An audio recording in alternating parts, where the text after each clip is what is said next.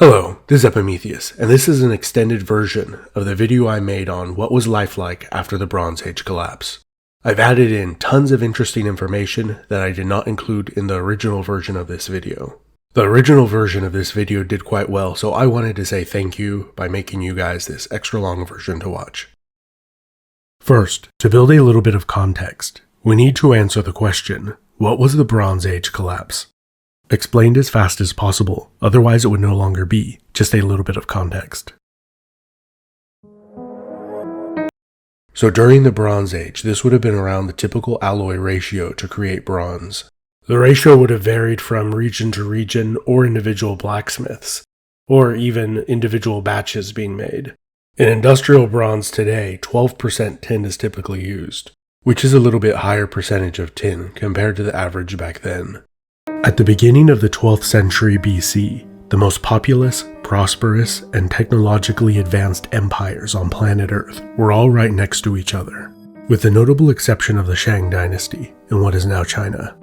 So I saw somewhere around 15 or 20 comments saying, what about the Indus Valley civilization? The main reason I didn't mention the Indus Valley civilization is the last known remnants of their civilization was abandoned or collapsed over a century before in the late 14th century BC, and most of it was abandoned or collapsed centuries before that. So there's a big time gap between the Indus Valley civilization collapse and the Bronze Age collapse. In the centuries leading up to the Bronze Age collapse, there was nowhere near the trade volume that there had been between the Indian subcontinent and Mesopotamia that there had been during earlier Sumerian and Akkadian times. The decline and collapse of the Indus Valley civilization I'm sure had an impact on Mesopotamia when it happened, but by the time of the Bronze Age collapse, that effect had already taken place. So at most there may have been some slow-moving ripple effect that did have some larger implications for the Near Eastern civilizations of the early 12th century BC, but I think they were two more or less self-contained collapses in relation to each other. In the couple centuries leading up to the collapse of the Bronze Age in the Near East, there appears to have been very little trade with the civilizations that were beginning to develop in the interior of the Indian subcontinent. Like the Indus Valley civilization, in South America, the Norte Chico civilization, which was an advanced city-building and pyramid-building civilization, had already collapsed 500 years before. To the north, the Olmec civilization was still in its developmental stage at its first major metropolitan site at San Lorenzo. At the beginning of the 12th century BC, they were much smaller than the Near Eastern civilizations, and even much smaller compared to their fully developed civilization. Like the Olmecs, another one I saw mentioned a couple of times in the comments was the Nordic Bronze Age civilization. The Nordic Bronze Age culture that traded through intermediaries with the ancient Near East survived the Bronze Age collapse, but went into a long period of economic decline. Like the Olmecs of the early 12th century BC, the Nordic Bronze Age peoples would have been far less populous compared to those of the Near Eastern empires. So, besides the Shang dynasty and the states of the ancient Near East, was there any other highly developed populous urban civilizations at the beginning of the 12th century BC? Probably. The remains of those cities could be buried under the Amazon rainforest, or under deserts, grasslands, or forests almost anywhere in the world. But from what we know, the most populous, prosperous, and technologically advanced empires on planet Earth were all right next to each other, with the notable exception of the Shang dynasty in what is now China. These states formed a robust interconnected system of economic, political, and cultural exchange that endured for many centuries. So this international system of trade, diplomacy, and intermarriage of royal houses largely developed after the fall of the Neo-Sumerian Empire. During the more than 800 years this system evolved and thrived, the majority of wars fought were relatively civil, and the newly conquered people might even receive a temporary tax break after being conquered. One major exception was the Hittite destruction of Yamhad and Amorite Babylon. During the ensuing mini-Dark Age that lasted for less than 100 years, two mountain peoples, the Hurrians and the Kassites, moved into Mesopotamia and became the new ruling classes there. The region then quickly rebounded, and the international system became stronger than ever before, with both the Hittites and Egyptians becoming heavily involved in the Mesopotamian style of diplomacy. This stable period ended with the collapse of the Mitanni Empire. Its territory was split into two vassal states, one controlled by the Hittites and one controlled by Assyria, which were both dissolved after a few decades. By the beginning of the 12th century BC, the biggest problem in the region was Assyrian expansionism. They were beating the Hittites, but more importantly, they had temporarily conquered Babylon and destroyed its city walls. It seemed like the region might stabilize. And then, in the span of a few decades, diplomacy, trade, and prosperity gave way to famine, war, and chaos. So here are some emoji faces I had some fun drawing on my iPad, which is what I draw some of this on. The maps and the more detailed drawings, those I'll usually do on a computer with a Wacom tablet. Wacom, I don't know how you say that.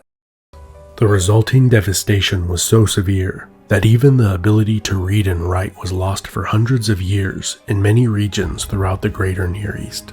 In what is now Greece, written records disappeared for almost 500 years.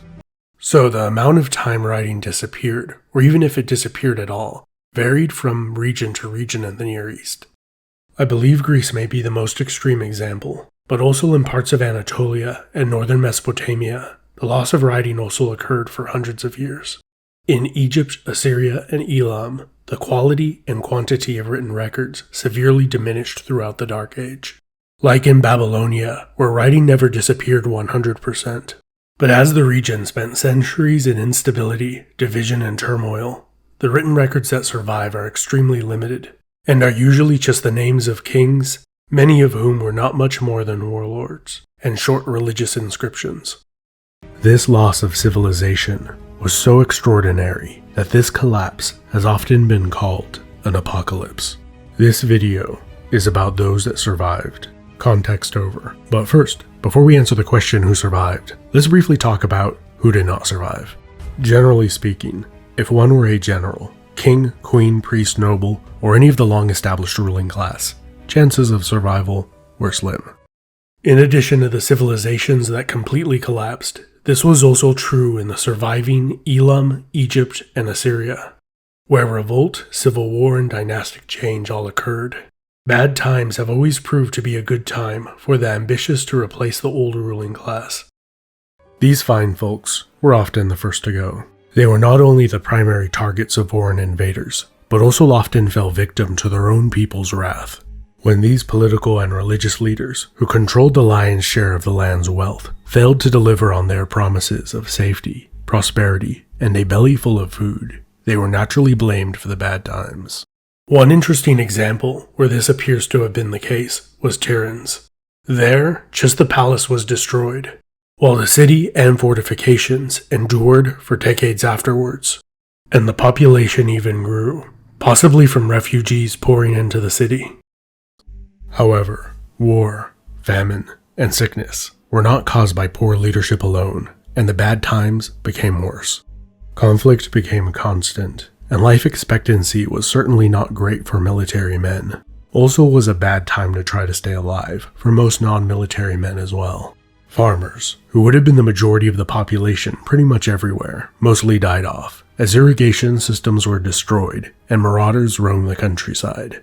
Before the collapse, savvy conquerors and empire builders would have viewed the rural population as a valuable resource just like precious metals or stones. In addition to forfeiting the majority of their agricultural output to the state, which fed cities and armies while on campaign, farmers were also taxed in a variety of other ways. Taxes could be paid by labor on civic building projects, or by service in the military. For the majority of farmers, very little usually changed in their lives when one king would topple another in the city, or if a foreign conqueror placed someone loyal to himself in charge of the city. One common tactic was to destroy the city walls while leaving the city itself intact. This allowed the region to remain productive, profitable, and taxable, but much less likely to rebel, as the best farmland capable of supporting a large population offered very little in the way of natural defense. The flat open land was left vulnerable to any invader, which is what happened to Kassite Babylon after Assyria destroyed its city walls. While still at war with Assyria, Kassite Babylon was barely recovering when the Elamites came in and completely destroyed the place. The Elamites had been enemies of the Kassites for hundreds of years, even before the Kassites became rulers in Babylon. Consequently, the Elamites prioritized killing off the Kassite royal family and ruling class when they were in charge. In the century and a half leading up to the Bronze Age collapse, many of the cities in Mesopotamia changed hands many times. And I suspect many of them had their walls demolished, like Kassite Babylon. And this may have been another factor that led to the rapid collapse of the whole region in the 12th century BC.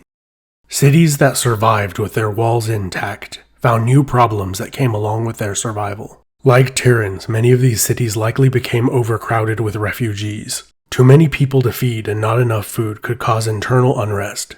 Additionally, the cramped conditions were ideal for illness to spread, which meant that the city folk didn't do any better, and probably did a worse job at surviving on average.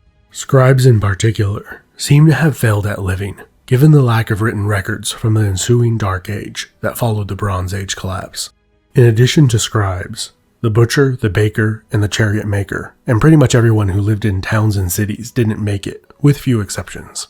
Without a massive base of rural farmers, well-maintained irrigation, and imported goods that were necessary to support a city, demoralized city dwellers became the victims of invaders, marauders, or themselves.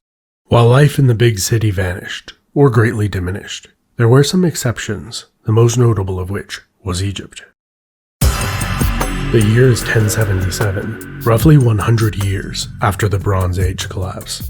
The once mighty Egyptian empire has shrank into a shriveled husk of its former glory, like its pharaoh, Ramses XI, who is a tired and dying old man.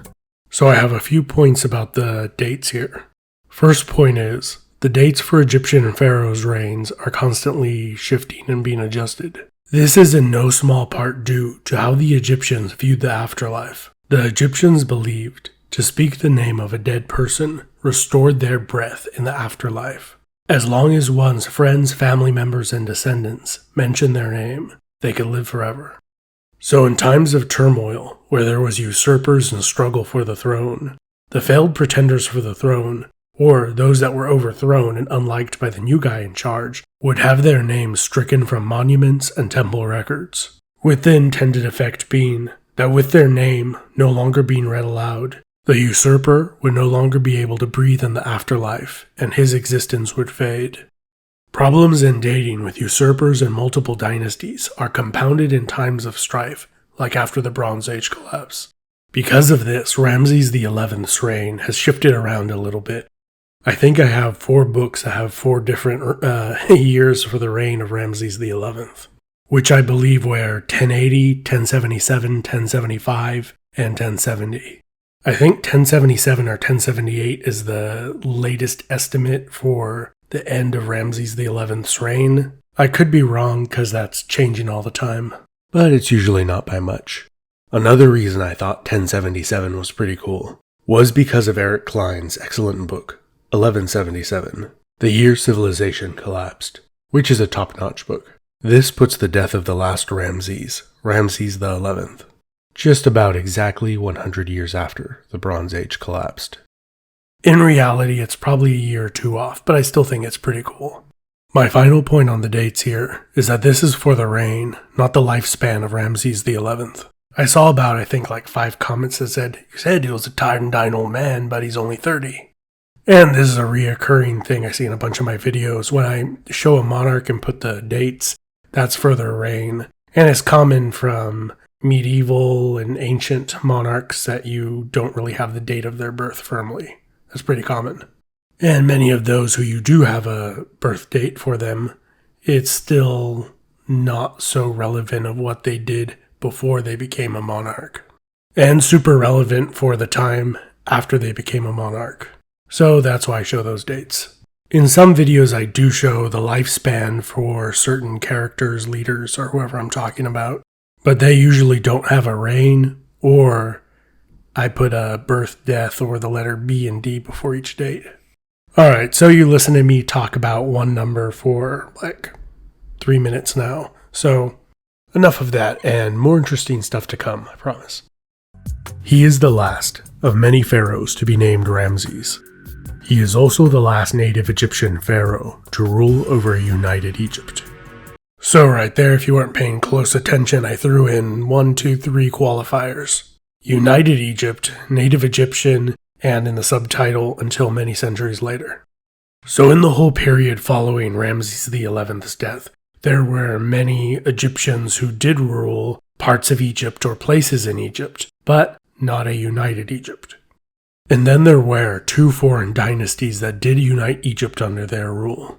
First the Libyans, and then the Nubians. And then in between Egypt's conquest by the Assyrians, Persians, and Macedonians, there were some native dynasties that ruled for a short time. But in a way, I always look at Ramses XI as the last ancient Egyptian pharaoh, as the later native Egyptian pharaohs' reigns were by and large ill-fated, anxiety-ridden disasters. Which is kind of how Ramses XI's reign ended anyways. But he still had some of the prestige and tradition of the past. But yeah, ended pretty awful for him too. Like his immediate predecessors, his long reign was a sad one.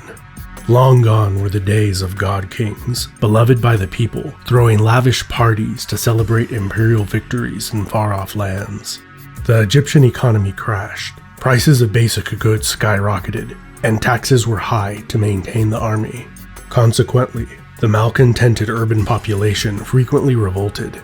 In those times, pharaohs were more likely to wage war against their own people than a foreign adversary, and rebellions were brutally put down. Egypt managed to defeat foreign invasions and dominate its own dwindling population, while most contemporary empires and kingdoms collapsed. Part of Egypt's strategy was to hire many of the invaders as mercenaries, like the Sea Peoples, and, most notably, many Libyans were hired. Yeah, so it's these Libyans that were hired that eventually took over the whole Egyptian state. This scenario reminds me an awful lot of the Germans that took over the Western Roman Empire, who were first hired as mercenaries to defend the Roman Empire against other Germans. Like how these Libyans were hired by the Egyptians to defend against other Libyans, which they succeeded at. Over time they assimilated and had a great respect and love for Egyptian culture. And like the Germans hired in the Western Roman Empire, there is an argument to be had about the Libyans. Did they hasten the demise of the Egyptian state, or did they lengthen the life of Egypt? If the ancient Egyptians had not hired so many Libyans, they could have prevented their internal takeover. But the opportunity cost for this may have been the outright conquest of Egypt by the Libyans, and that would have been far more destructive and violent. It's fun to armchair general and all, but we do have far less information than Ramses XI and his contemporaries had about the whole security situation in Egypt at the time. And I think it is most likely that they made the rational decision at the time for the information they had. But it is also possible they made terrible decisions and screwed up everything. Many Libyans were hired. The army was paid well, while Egypt's borders slowly shrank. All was sacrificed to feed the Egyptian war machine, including the pharaoh's power. In the Nile Delta, Tanis rose as a rival power center to the old capital of Memphis. There, the strongman Mendes ruled. Little is known of his origins and path to power, but it was likely similar to Herihor, the ruler of Thebes. Herihor rose through the ranks of the Egyptian army, eventually becoming not only the Egyptian supreme military commander. What is also very interesting that I didn't mention in the initial video is that Herihor may have been Libyan, which would make sense as the Libyans were becoming the most powerful component of the Egyptian army. It is theorized that Mendes came out of a priestly family, but if he didn't, it is also possible he may have come from a military Libyan family. If true, the Libyan takeover of Egypt would have happened a century earlier than currently thought. Mendes and Herihor both ruled and put down rebellions in the name of Ramses XI, while consolidating power for themselves. Ramses XI appears to have been okay with relinquishing his power in return for stability, as it is generally believed that both Mendes and Herihor married his daughters. Now, back to Herihor, the Egyptian supreme military commander and Grand Vizier of the South, but the Viceroy of Kush, and finally, the High Priest of Ammon at Thebes. Herihor took on some pharaonic titles and iconography while still acknowledging Ramses XI's authority, predominantly in name only. The power of Egypt's military, secular, and religious institutions were combined and wielded by one autocrat. monopolizing the violence and corruption that have always been a part of power. Herihor not only held absolute control over his citizens' life by the sword, but also their afterlife. Herihor was indicative of the violent, brutal, and efficient men that came to dominate Egypt for centuries to come. Following Ramses XI's death, Egypt's split in two was solidified. The two new rival dynasties that formed engaged in a long-standing, mostly Cold War with each other. Even though they were divided and fought their fair share of civil wars, they presented a united front to outsiders. The pharaoh at Tanis was acknowledged as the ruler of all of Egypt, even if he didn't control all of the Nile Delta. Both Thebes and Tanis recognized the necessity in concealing their divided and declining state. They attempted to have closer ties with each other through intermarriage, which was partially successful, but relations remained tense between Thebes and the Delta, and Egypt continued to decline following the death of Ramses XI. Ramses XI was never buried in his tomb. Instead, it became a workshop for stripping ancient mummies of their valuables in a semi-respectful manner. Even the gold on the coffins was scraped off. The methodical manner this appears to have been carried out means these mummies were probably looted by state actors. Massive spending on the army and an overtaxed, demoralized populace made the fabulous wealth buried in the ground a tempting target for state-sponsored looting. The new dynasties that had access to temple treasure maps may have not viewed their predecessors' tombs as sacred as before. So the traditional narrative of the robbery of many of ancient Egypt's tombs is that during times of strife, poor people went in and robbed them. This view is backed up by some amazing first-hand accounts from the time that have survived till today. But something doesn't quite make sense about this narrative.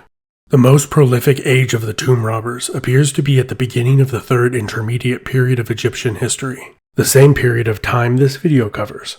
Egypt was heavily militarized, and were in desperate need of more gold, to pay the army, supply the army, and to build, maintain, and repair fortifications, and were left with a big pile of motive to rob themselves. Another thing that seems suspicious is the relatively lenient punishments many of the tomb robbers received during this period.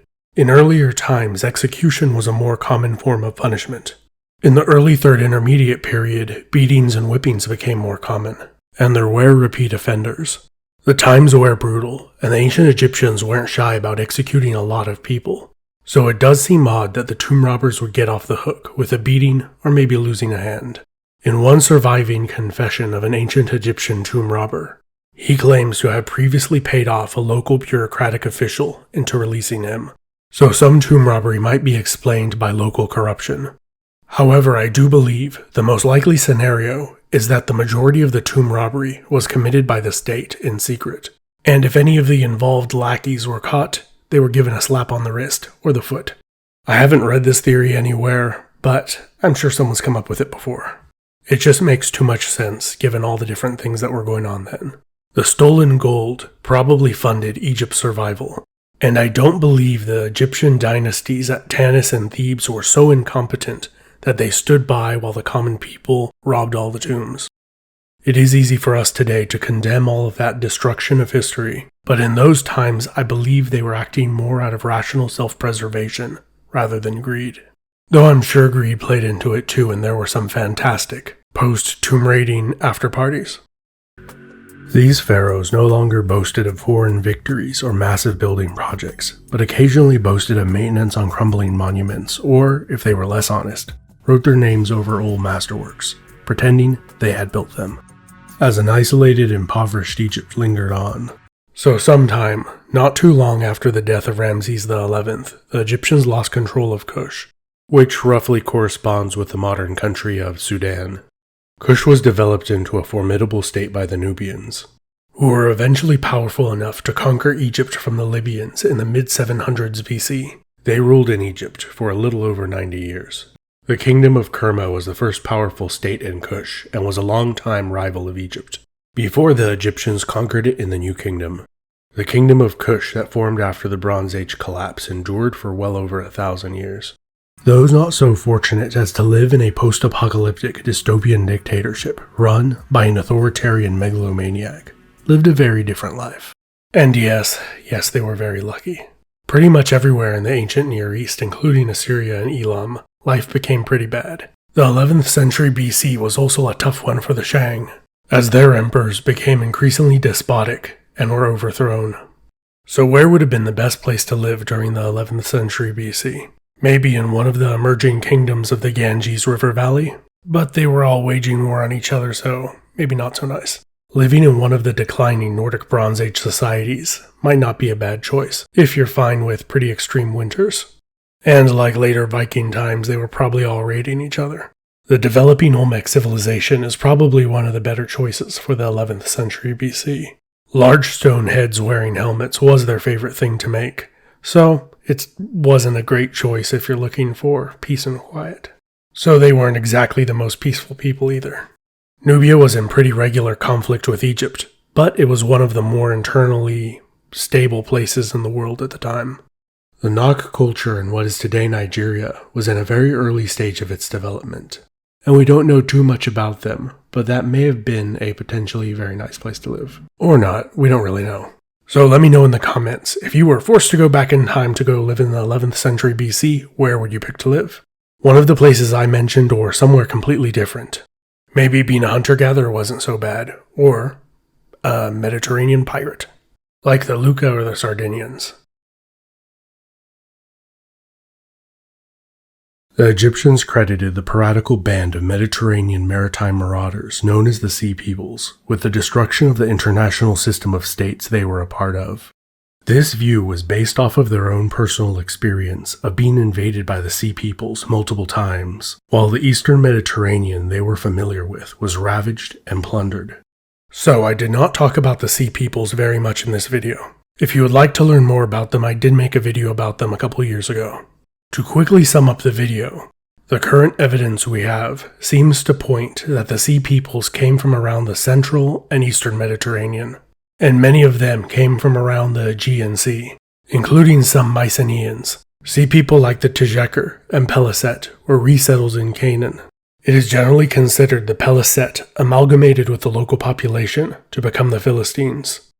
With the exception of the Peliset, the surviving Sea people and their descendants appear to be relatively few in number.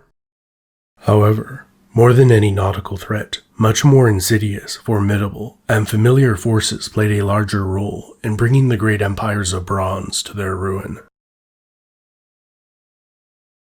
The grand Hittite capital city of Hattusa was sacked by a coalition of former subjects and new enemies.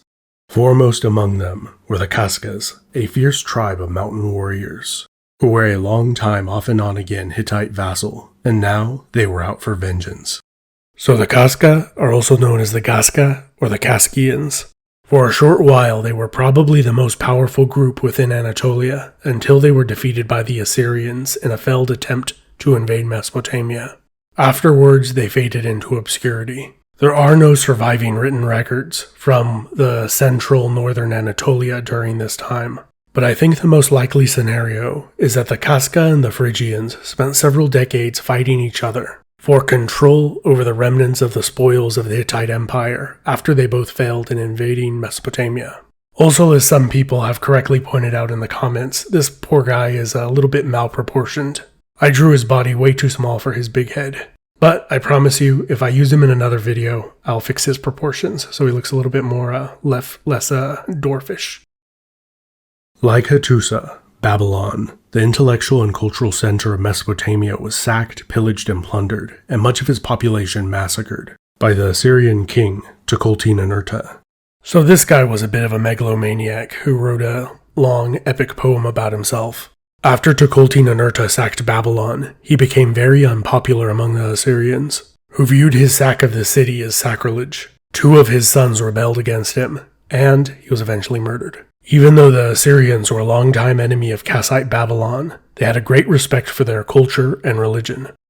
As the city slowly recovered, it was sacked again by the Elamites, plunging southern Mesopotamia into a centuries-long dark age. The Elamites were by far the most organized, powerful, and populous of all the major mountain peoples of the Late Bronze Age.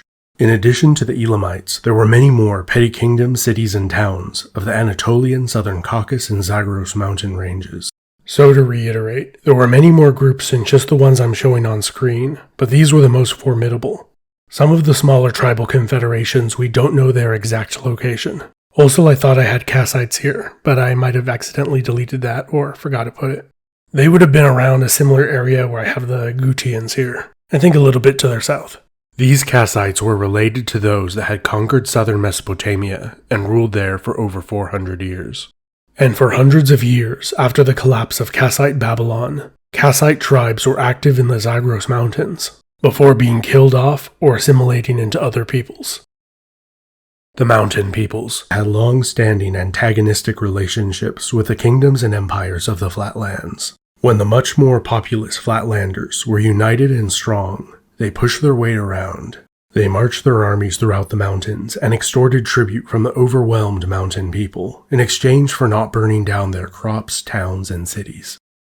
This same dynamic of large population empires exploiting resource-rich, less populated, mountainous or difficult terrain countries has existed from the beginning of written human history till modern times. And in almost every example of this, there's always a built-up resentment and a backlash. When the tables were turned, in times of civil war, famine, or any other time of weakness, the tough and patient mountain people flooded into the flatlands, collecting tribute and sacking cities. This usually ended when enough organized resistance was mounted, or as was sometimes the case, the mountain peoples settled among the flatlanders as a new ruling class, eventually assimilating into their culture. Like had been the case with the earlier Hurrians, Gutians, and Kassites. In contrast to their success, in the early decades of the Bronze Age collapse, the warlike Assyrians defeated just about every mountain people that attempted to establish themselves in Mesopotamia. So a really interesting question I don't know the answer to is, what were the Kassites doing following the Bronze Age collapse? Did they attempt to rescue or take advantage of their Kassite relatives who had assimilated into Babylonian culture? Or did they just kick back and watch the show? Or perhaps they provided refuge for Kassites fleeing Babylonia, and were like, "We told you 400 years ago moving down there was a bad idea." And the city folk replied, "But at least we had some fun." Well, whatever the case, none of the mountain people had any luck fighting against Assyria. Assyria appeared to be on the verge of holding the collapsing age together by their own force of will and brutality until they met their match. A people more stubbornly resilient than the mountain peoples, and more terrifying than the sea peoples. I'm very happy with how these drawings turned out. These don't look like the sort of lads you would like to meet in a dark alley at night, or during the day either. But they were great guys to have on your side in a fight.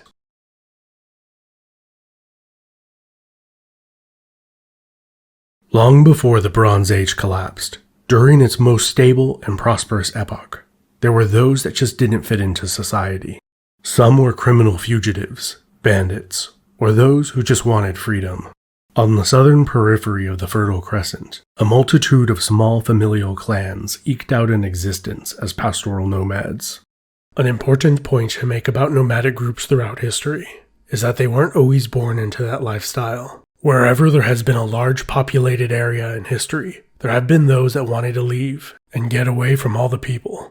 For a variety of reasons, individuals as well as groups were outcast or chose to leave settled societies and take up a nomadic way of life. Some were fleeing a life of slavery or a victorious enemy, but all preferred the tyranny of a harsh environment over the tyranny that they had fled.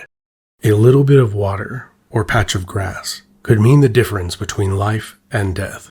Consequently, these people were fiercely competitive, highly mobile, and nearly indestructible. In contrast to the mountain peoples, who hoarded away a wealth of metals and other highly prized resources in their remote citadels. One of the other highly prized resources that was commonly extorted from the mountain peoples was horses, especially in the later Neo-Assyrian Empire, where they would sometimes go on yearly missions to go get horses. The horses bred in the mountains were considered to be better quality than those bred in Mesopotamia. The majority of Assyrian campaigns did not have territorial conquest in mind, but tribute instead. The Assyrians would go looking for cities, towns, villages, or citadels. Once they found a place that looked good, they would say, "Hey, nice place you have here. It'd be a big shame if something bad would happen to it. Maybe if you could give us 200-300 horses, then we could ensure your safety and be on our way." If they got what they wanted, they would go looking for the next place they could extort. If the mountain people being threatened couldn't or wouldn't pay up, then there would be a siege. The intended destruction was meant to encourage others to pay up quickly. Assyria did not invent these tactics, but they were the most prolific users of them. The people of the wasteland had very little wealth, which the Bronze Age empires could extort from them, so they were usually left alone. The wastelanders periodically visited the region's cities and traded sheepskins and other assorted loot with the settled peoples. The Egyptians had a somewhat similar relationship with the Libyans, although it was more hostile overall. The most powerful and numerous of the Libyan tribes was the Meshwesh. Like the wastelanders in the east, the Libyans were nomadic pastoralists, who tended cattle, camels, and goats primarily. When Egypt was strong, they liked to engage in small-scale trade, but when Egypt was weak, they liked to raid. But their most notable role in pre-collapse Bronze Age society was as mercenaries, which also became true for the Meshwesh Libyans. The Egyptians built fortresses from the Nile Delta all the way down to Thebes on their western border, and at some point probably figured out it's easier to hire these people than try to defend against them. These tough tribal people, with an extensive knowledge of the region's terrain, would be frequently hired to guide and guard caravans, or attack, raid, or harass one city on behalf of another. By the later 12th century BC, their time had come. The age of epic battles, fought between collapsing empires, was drawing to a close. This gave way to a short period of Assyrian dominance over much of the Near East, but despite their success, the empire was exhausted, overextended, and the land they ruled over was devastated. Then, the floodgates opened, and the wastelanders poured in. Chaldeans, Suteans, and Arameans were the most numerous of the tribal peoples to migrate into Mesopotamia. Again, there were many more tribes at play here, like the Yamanites, and probably even many more that were never recorded. Many of the smaller tribes were probably generalized as Arameans or Chaldeans depending on the region they moved into. Also, it would have been common for tribes, clans, or families of one ethnic origin to split off and join those of another, usually through a marriage alliance, which this process of splitting up, coalescing, and reforming was very common for nomads throughout history, which has often made nomadic groups very difficult to firmly identify by ancient as well as modern people, which is why broad generalizations were often used. The countryside was devastated, but in comparison to the wasteland, where clans could spend generations fighting over access to a well, the depopulated rubble of the old world would have appeared as if the gates of heaven had opened up. Now they had much better things to squabble over, like gold, wine, slaves, and prestige. Where mass-irrigated fields of grains had once stood, there was more than enough wild grasses growing for sheep to have a hearty meal or two. Because of this, pastoral nomads thrived after the collapse, and their way of life became the dominant lifestyle almost everywhere in the Near East. Because those living in the wasteland lived such a hard life before the collapse, things actually got easier for them when civilization did collapse. They were such effective survivors that the surviving city dwellers couldn't compete with their ravenous and resilient nature, and most simply lacked the skill set necessary to survive.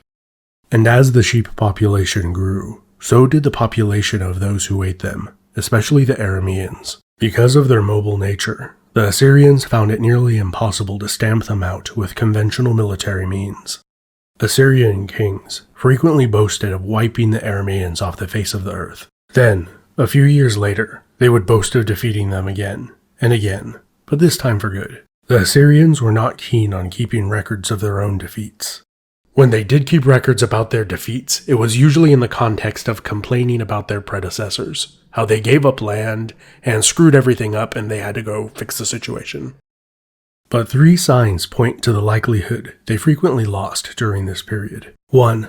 The large number of campaigns they waged against the Arameans. 2. They made and kept peace with survivors from their old enemy Babylon, who was also being overrun by nomadic pastoralists. 3. They ultimately abandoned their empire and retreated into their heartland, which itself was under Aramean assault. Some of their cities were sacked, and even an aqueduct to their capital city was destroyed, and it lay unrepaired for decades. The Arameans were everywhere. Some daring warlords captured remote Assyrian mountain citadels and outposts, These were used as the base of operations for further marauding. Numerous small bands of Arameans stalked the countryside, enslaving rural farmers. For hundreds of years after the Bronze Age collapse, Arameans enslaving Assyrian farmers was a reoccurring problem. Some of them were probably sold on the coast to Phoenician and Neo-Hittite merchants, but the vast majority probably remained in northern Mesopotamia. When Assyria re-emerged, freeing their enslaved brethren was one of their top priorities, as well as enacting revenge on the Arameans. Consequently, many refugees flooded into Assyria's cities. This caused food shortages, sickness, popular unrest, and ultimately civil war. While many still maintained their nomadic way of life, over time, many of the illiterate Aramean herdsmen became kings.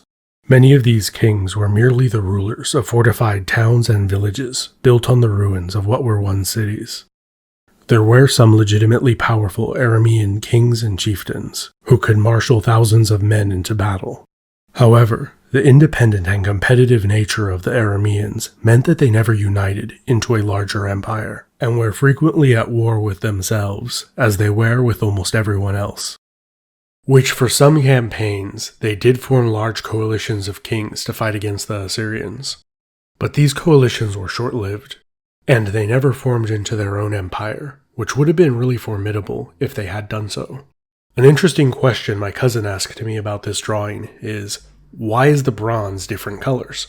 Which I actually did on purpose to represent that there was different qualities of bronze in circulation. This guy gave a greenish tint to his helmet to represent oxidation, which happens to bronze when it is exposed to air over a long amount of time, which is why you see a lot of old bronze statues that look pretty green.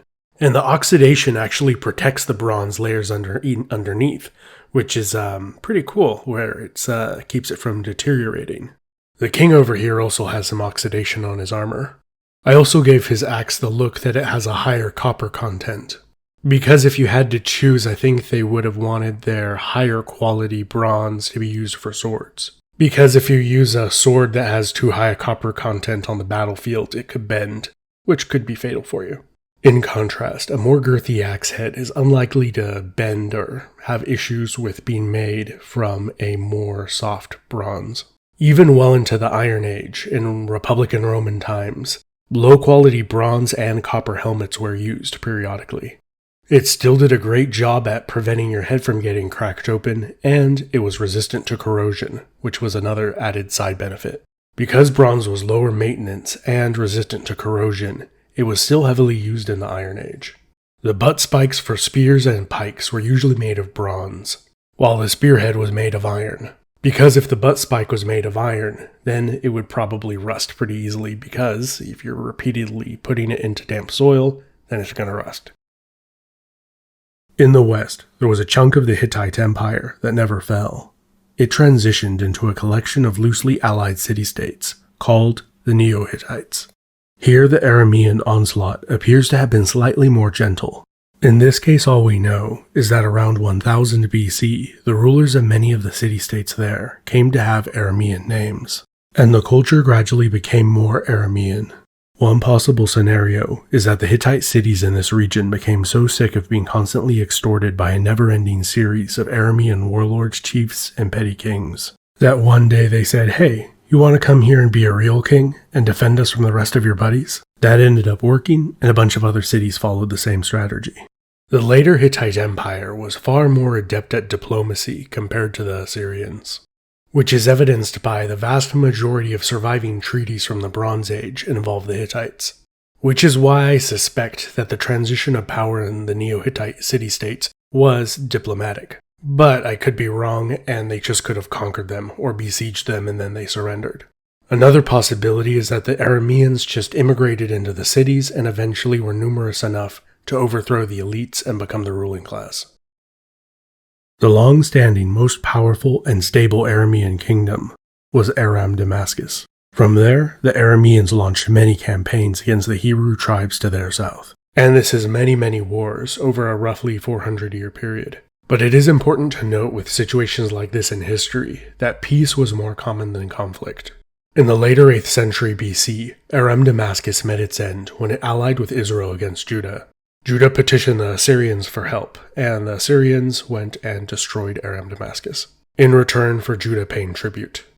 Some scholars believe the Hebrews, or the Habiru, mentioned in earlier Egyptian records, while others think the term Habiru was a generic term for some of the wastelanders in the region, similar to how Alamu appears to have been a generic term for wastelanders to the northeast. So it could be said the Arameans were Alamu, but not all Alamu were Arameans.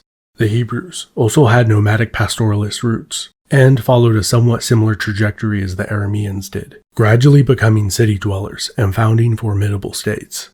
Israel and Judah split after the Libyan pharaoh Shoshank invaded the Levant.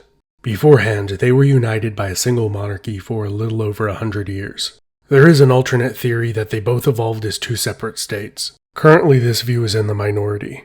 And for obvious reasons, there's by no means an academic consensus on the date or the territorial size of these ancient states. I think the conventional view makes the most sense, but just letting you know, there's other theories out there. Either way, the cool silver lining for all of this is that there is a lot of archaeological activity going on there now, and a lot of really cool things are rediscovered there all the time, which allows us to understand the history of these states to a greater degree. Despite the chaotic age, many of the battered city-states in the Levant enjoyed a golden age of sort, after things started to settle down a little bit after 1000 BC. The region was no longer at the crossroads of powerful empires, which allowed the kingdoms and city-states there to thrive, and fight amongst themselves for a little while. An important note about these states during the 10th and 9th centuries BC. Even in larger states like Egypt, Assyria, and Elam, cities acted more independently than they had before. Because of the tough times, they acted more in their own self-interest. Conflict was on a smaller scale, and diplomacy became centered around personal relationships between the kings of cities, tribal chieftains, and warlords, rather than the dictates of a great king. In Phoenicia, Philistia, and the Neo-Hittite city-states, cities frequently cooperated with each other, but were fiercely independent and could even go to war with each other. However, they were usually far more united compared to the emerging Aramean kingdoms. To the south, more than 200 years after the Bronze Age collapse, the semi-nomadic Libyans that had poured into the Nile Delta and served in the Egyptian army slowly took over the Egyptian military, government, and finally the throne. The Libyan pharaoh Shoshank united the land, and for the first time, a foreign dynasty ruled all of Egypt. Shoshank was not the first Libyan pharaoh in Egypt. He was preceded by Osirkhan the Elder, who ruled in the Nile Delta a few decades before Shoshank. But I do suspect there were other Libyan pharaohs before Osirkhan, who may have taken on more Egyptian-sounding names to fit in. Even if there were no earlier Libyan pharaohs, Libyan generals or warlords likely controlled the throne long before Shoshank or Osirkhan sat on it. The dynasty founded by Shoshank reigned in Egypt for over 200 years. During its last century, this dynasty splintered off into multiple competing factions, which were all eventually conquered by the Nubian kingdom of Kush to the south. I saw a couple comments saying the Shoshank Redemption. Shoshank does seem like that could be the name of the brother of Shoshank. I do think it's funny and fitting that Shoshank Redemption is the name for the era where Shoshank did bring Egypt back to a period of prosperity for over a century. After the Bronze Age collapse, it was undoubtedly the warlike semi-nomadic herdsmen that proved themselves the best survivalists. This ability to survive was in large part due to their mobility. They could move away from greater threats and take advantage of weaker targets. Their society was efficient, low maintenance, and based around small united family units. In order to survive the arid wastelands south of Mesopotamia, strong family ties were a necessary but not sufficient qualification. Along with other skills like being able to fight and find food while efficiently rationing it, gave nomadic herdsmen a huge competitive advantage in this post-apocalyptic age. Before I get back to our regular programming, so on this next part I had a little fun, and I think most people got it, but a few didn't. A brief message from this video's sponsors. This video has been sponsored by Bronze. Tired of your copper bending or your iron rusting? I recommend you buy bronze, and a lot of it. Why buy Bitcoin when you can buy a pound of bronze for a very affordable $2.02 a pound? Now that is what I call a bargain. So, you may ask, What can you use bronze for today when we have all these fancy new metal amalgamations? Well, because bronze is strong and resistant to corrosion, it is still the preferred material for the largest statues in the world, or any classy statue you want to leave outside, like the world's current largest statue, the Statue of Unity in India, which stands a staggering 182 meters, or 597 feet tall, height of the base not included. And in case you were wondering, the statue is of Sardar Patel, who was one of the most prominent leaders of both the Indian independence and unification movements. If you're not into statues, there are still many more modern uses for bronze. Because of its pleasing acoustic qualities, bronze is still the preferred material for high-quality bells, whether small or large. Bronze is also used as components for a variety of other musical instruments. Another one of bronze's superior characteristics is that it does not produce sparks when struck, which makes it ideal for some modern industrial components, intended for use in highly flammable environments where a spark could cause a disaster. If that's not enough, bronze is also extremely resilient against the effects of saltwater corrosion, which is why bronze today is the preferred metal for many nautical instruments, fittings, and tools, such as ship's anchors. This video is also sponsored by my fantastic patrons over on Patreon, who have helped out this channel through the tough times. One group of people I believe would have survived at a greater rate than most other civilians would have been merchants.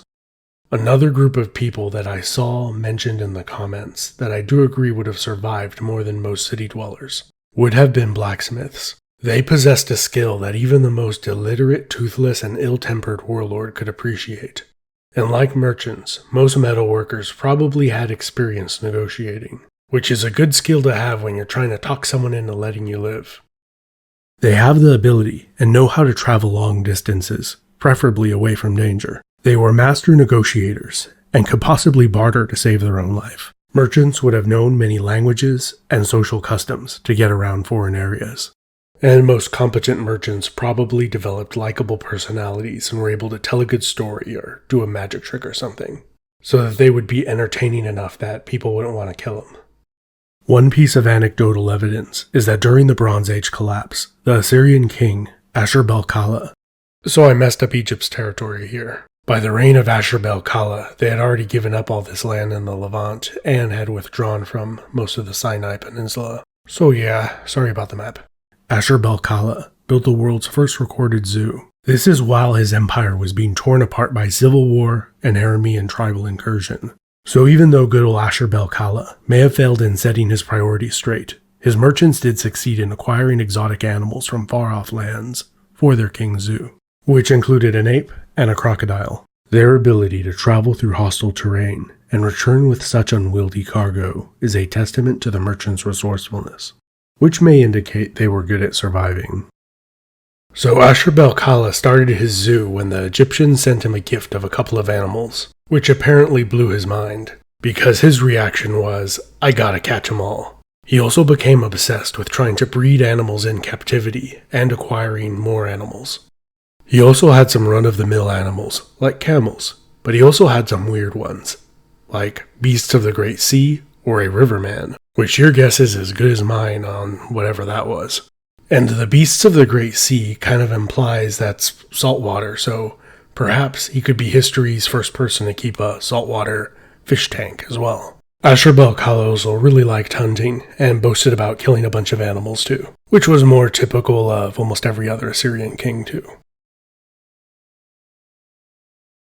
The Greek island of Evia is the only example I can think of where the pre-existing farmers survived and thrived after the collapse. Once a Mycenaean backwater, the island became a fortress where small family farms grew and banded together in a collective defense. So the pronunciation of Evia I think is more like Evia, or Evia, or Evia. I don't know. I'm pretty sure I'm just saying it wrong. Googling this online, I even saw people disagreeing with how to pronounce it from modern Greek to ancient Greek, so pronunciations are often a big pile of worms and not super straightforward. So anyways, life outside of Evia was very different on mainland Greece. There, large-scale farming and urban life died out. And what sort of lifestyle took over there? You guessed it. Semi-nomadic pastoralists or herdsmen. Survivors lived in the mountains, evidenced by the remains of small hilltop communities that have been found, where they could easily spot danger coming from far away. And when the coast was clear, they could take their sheep down to graze in the valleys below.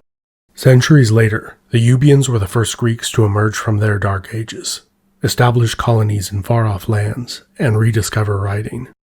They also fought the first recorded war between two Greek city-states, the two leading Evian cities of Chalcis and Eretria. The 60-year-long war devastated the island, which returned into being just a backwater, while mainland Greece was just beginning to embark on the most illustrious period of its history.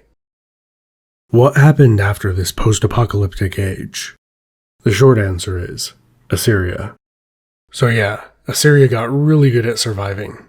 Their core territory had next to zero natural defense.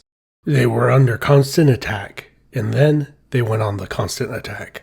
The mountain people that they attacked frequently in the north banded together and formed the kingdom of Urartu, which proved to be a formidable and long-time Assyrian enemy. Even though they were divided, it took Assyria hundreds of years to defeat the Aramean states. It was not the Assyrian legendary brutality that finally brought the Arameans down, but instead more pragmatic means were used. Arameans who worshipped the god Ashur and served in the Assyrian army could become Assyrian, with all the same rights and privileges of any other Assyrian citizen. The Arameans were so prolific within the empire that even the official state language was changed, from Akkadian to Imperial Aramaic. Aramaic was far easier to learn to speak, read, and write compared to Akkadian. Because of this, it became the common language throughout Mesopotamia and the Levant for over 1,000 years, until it was replaced by Arabic. Babylonia, which was slowly being rebuilt by the Chaldeans, was conquered by Assyria. And one by one, all the kingdoms that had risen in the aftermath of the Bronze Age collapse fell to Assyria, and the line blurred between who was Aramean and Assyrian. And in some way, you could argue the Assyrian Empire was also an Aramean empire. A question I've seen periodically in my Bronze Age videos is, why does southern Mesopotamia look like that? And the answer is silt. Silt is a sandy, clayish material. Silt is carried from the mountains where Mesopotamia's rivers originate, down into the Persian Gulf, where the silt builds up as sediment, and ever so slowly pushes the coastline out to sea. New marshlands are created, which dry up, and new marshes form on the periphery of the dried marshes, and the cycle repeats over and over again. So all of the light blue areas show where the modern coastline is and what's land now, which I believe it was somewhere around the later 1st millennium BC when the Tigris and Euphrates first joined together to create a confluence, which I'm not sure what the Tigris-Euphrates confluence is called, or if it's just called the Tigris-Euphrates confluence. So going back a little earlier, I didn't really talk much about Lydia, Phrygia, or Lycia. The main reason why is we have very little archaeological evidence or written accounts for the formation of these states. Lycia is pretty straightforward though. They were the Luca, which was one of the sea peoples, and pretty much after the Bronze Age collapse, they continued being pirates and raiding places. And that's that. And for the formation of Lydia and Phrygia, we do have some clues from much later Greek semi-mythical accounts. But we do have very little solid facts about the formation of their state from the archaeological record following the Bronze Age collapse, or what was their lifestyle like. Which I think the most likely scenario is they were a coalition, each were coalitions of tribal peoples that came in there. They fought amongst themselves for hundreds of years, but were fighting outsiders and gradually coalesced into the Phrygian and Lydian groups, which assimilated Hittite and Luwian survivors into their confederations. Most were probably semi-nomadic pastoralists again, but settled down over time. Which I believe that scenario played out again and again and again after the Bronze Age collapse, and if we don't know the history, it's probably a safe bet that in any region something similar might have happened following the Bronze Age collapse. If you enjoyed this video, you will probably enjoy my many other videos on the Bronze Age and the ancient Near East. This has been Epimetheus, and thank you so much for watching to the end of the video, especially because this was the much longer version of the video. More than usual, I'd love to hear your feedback on this video, because I did this one in a longer, more experimental style, where I added all this commentary in. Do you think it worked, or not? Let me know. Was there interesting information in all the additional commentary, or do you like the shorter, more polished videos better? I would love to read all your thoughts on this in the comments. Would you like to see more videos like this? Yes, no, maybe, or depends. Again, big thanks to my patrons who support the videos on this channel. I am a one-man team that does all the drawing, editing, writing, researching, and narrating, and everything else. And I appreciate all the support.